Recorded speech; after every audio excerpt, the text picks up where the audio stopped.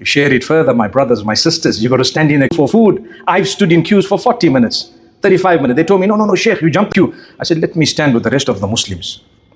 See how it's like. And guess what? In the queue, you meet someone, Salaam alaikum, where are you from? Nigeria. Where are you from? We are from Indonesia. Where are you from? We are from America, Trinidad. We are from somewhere else, Brazil. We are from North America. We are from Europe, from Russia. Wow, subhanallah. Who are these people and why are they here? They are here in order to please Allah. Many of them have collected for years on end. Some of them have contributed towards a fund that assisted them to make the Hajj 40 years later. Wallahi al-azim.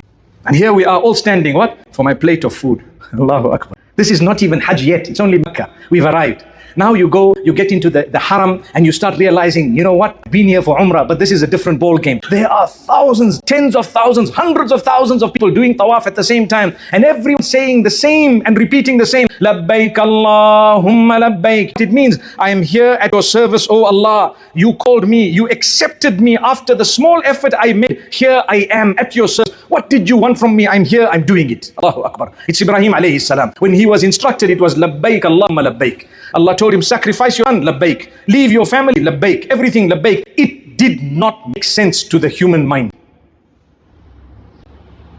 Someone tells you to sacrifice your son. Does it make sense? No. Someone tells you leave your family and go. Makes sense? No.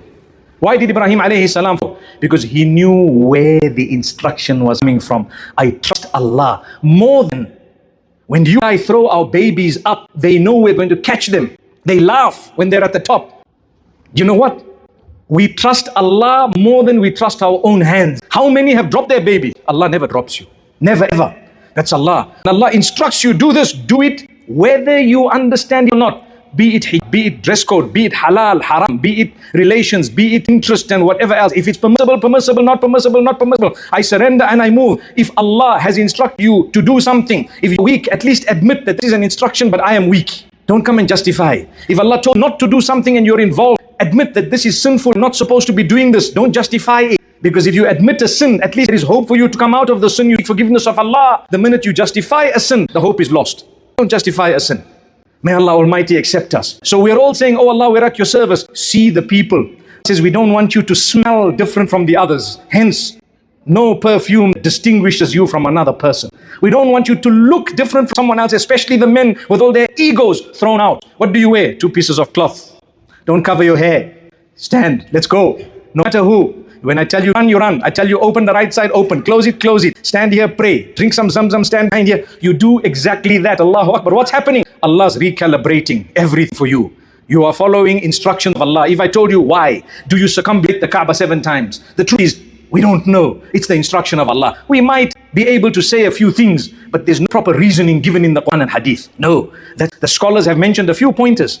The truth is, I'm doing it because Allah told me to do it. There's no reason. Allah says, stop here and do this, do that. Why do we run between the two, meaning between where the green light in Safa, where the valley was? Primarily, it goes back to what Hajar alayhi salam did. But you and I, what about us? Well, Allah told us follow, so we follow. That's it. It was a woman, whether it was a woman or whoever it was. You do what Allah tells you. What are you doing? I'm getting used to doing what Allah tells me. So when I come back, naturally the 5 salah, if you want to know whether your Hajj is accepted or not, your life would have changed in one way or another. The biggest thing that will change in your life with Hajj, you begin to enjoy the 5 daily prayers. You know the Hajj inshallah is done. How can you have done a pillar of Islam, you don't enjoy your 5 daily prayers? There's something wrong. People say, can I go back to do Hajj? Because from the last Hajj to now, hey, I've become a nasty person. The answer is, you can go back, no problem. Your farad is done, but go back. There's no harm in going back again and again for Hajj. If you have the authority to do it, you get the necessary visa and so on. We are fortunate in this country, you can go almost every year for now. May Allah make it easy for us. But to be honest with you, my brothers and sisters, guess what happens thereafter? Makkah, you shared with more people. There was lots of traffic.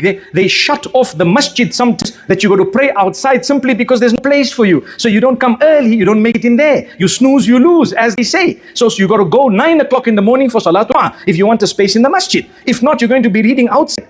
And you're going to walk in the heat like everyone else. And just about you're feeling, I'm tired, you see a person twice your age walking at double your speed and thanking Allah. And then you feel, you know what, I don't